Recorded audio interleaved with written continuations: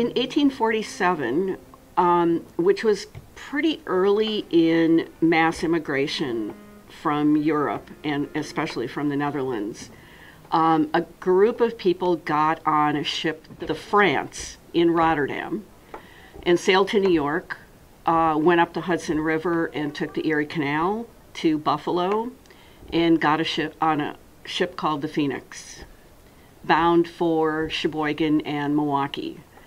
There were over 250 Dutch immigrants on that ship. There were other Americans on board as well, some businessmen.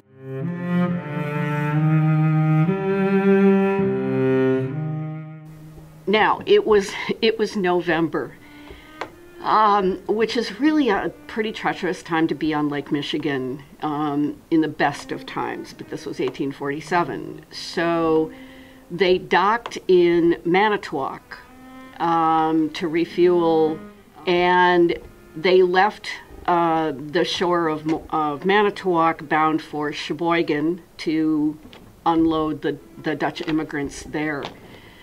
And 4 miles off the shore, the boilers had gone dry, and the ship caught on fire, and it burned to the waterline. There were only 2 lifeboats on the ship, which is never enough for over 250 people. And they were small lifeboats. If I'm remembering correctly, I think they only were suitable for like 20 to 25 people. But there was no way that all of those people were going to get on. And it was in the middle of the night. So it was dark. The lake was rough. They were in their night clothes. And people were jumping overboard because literally the ship was burning beneath them. And they had to decide whether they were going to burn to death or drown. So the 2 little, the Hazelton girls who were coming home from boarding school to see their parents, the story was that they stood on the edge of the deck and held hands and jumped into the water, and were never seen again. There were very few children that survived. But some of the ones that did were saved by a man named David Blish, who was a businessman from Kenosha, what is now Kenosha. He was on his way home, and there were these great stories about how he had bonded with the children as they were traveling from Buffalo, because he had young children at home. So the kids were trying to teach him words in Dutch, and he was trying to teach them English. So when they got to the point of who was going to go in the lifeboats, Mr. Blish was handing children to people in the lifeboats to try to get them safely, and he perished. He's always been kind of named as the hero of the tragedy for giving up his life for these children.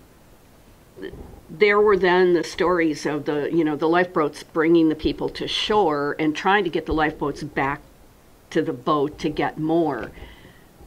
But the weather, the water, and how quickly the ship was burning, it never was possible to get more people on the lifeboats for a second round. Another ship had been alerted to come and try to help, but didn't get there in time. So there were people who tried to swim to shore or tried to hold on to the lifeboats as they were going to shore, most of whom didn't make it because it was too cold and they couldn't hang on, and there were too many people in the lifeboats. There is a great story about Dirk Voskel, one of the survivors, who, because there were no oars with the lifeboats, he had found a broom. I don't know if it was in the lifeboat, or he was trying to steer the lifeboat with a broom, but the lifeboat was also taking on water. Too many people, we don't know why, but it's one of the few humorous little pieces, is that he used his wooden shoes to bail out the lifeboat as they were trying to get it to shore, to try to keep it afloat and get everybody there.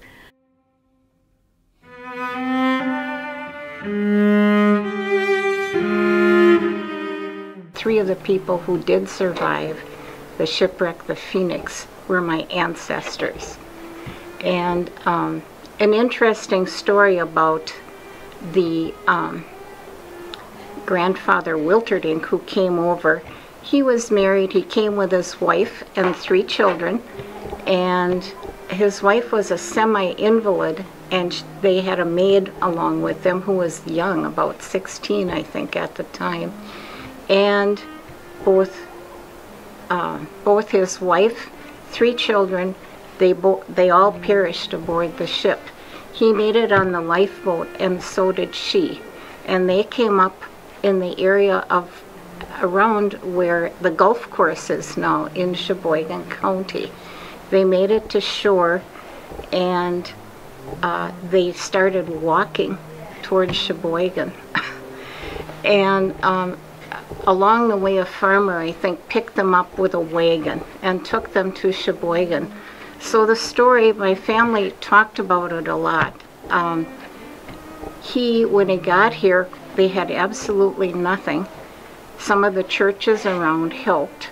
And what happened is eventually he married the maid, and they had 7 children together.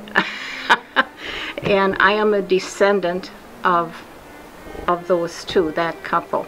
And then I had a 3rd ancestor. His name was Rustlink, and I don't know as much about that family. I believe he was single at the time he came, and he made it aboard.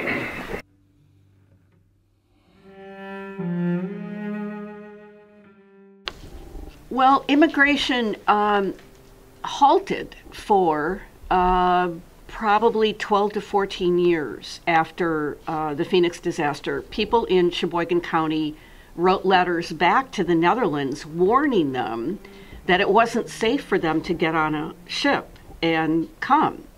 So from that particular area of the Netherlands, where a huge number of immigrants came, and it made a big impact on the size of the Dutch community in this part of Wisconsin.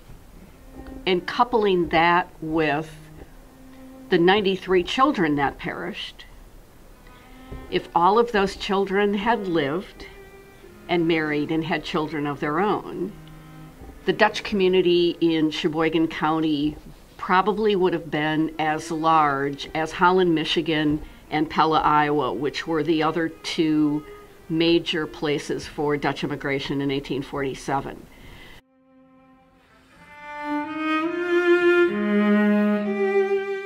I was not searching for the remains of the Phoenix.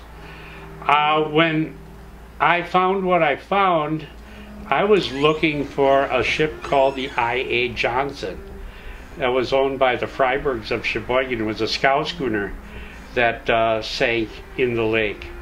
And I was scanning, this was back in 2015, looking for the I.A. Johnson, and I came across what I thought was a log laying out in the lake. Because years ago, they used to have these log rafts that the tugs would tow up the lake. They'd tow them to the mill and cut them up. Every once in a while, these logs were lost. And I firmly believed when I saw this thing on the bottom that it was a long object about 40 feet long on my sonar. I thought it was a log, but I didn't know for sure. I went out actually it was quite a bit later with the drop cameras, and I took a look at it. I dropped the cameras down on it, and what I saw was a cylindrical object about 40 feet long. I couldn't see the end of it to see whether it was hollow or not. So I thought, well, this is where they hauled logs. This has to be a log. It's a log. So in my mind, it was a log. And I didn't think any more of it. When Yaski emailed me that she wanted to do this podcast series, actually Kevin Cullen from the museum was the one that first contacted me, and he steered Yaski onto me. in my emails to Yaski, she was very excited about doing these podcasts, doing her podcast on the Phoenix and that. But in it, she was really insistent that, boy, it would sure be nice if we could find artifacts from the Phoenix. And I kept telling her, Yaski, these artifacts are buried probably under the road at Broughton Drive, or under the armory, or under the apartment building. We're never going to find anything like this. But she kept, in about every other email she brought up, it would be nice if we could find something. That got me thinking about this log. Because before that, I wasn't thinking about the Phoenix at all. So I started doing research on the Phoenix. And in that research, I saw where the smokestack went overboard, near the site where it caught fire. That got me thinking again about the log.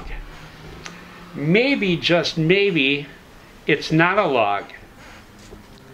So we went out to the site where I thought the Phoenix burned.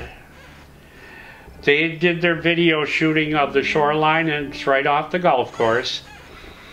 Then I told them, well, we'll get a sonar picture of the log out there. So I called Tammy Thompson up and asked her if she could come over here. So 3 days later, Tammy and Caitlin came up with, they're both a Dawn Treader. I went out, I dropped a buoy on this log. Tammy went down with her cameras, with her tape measure, like she always does. And she was down there and down there and down there. She was not coming up very soon. And I said to Caitlin, this looks kind of promising.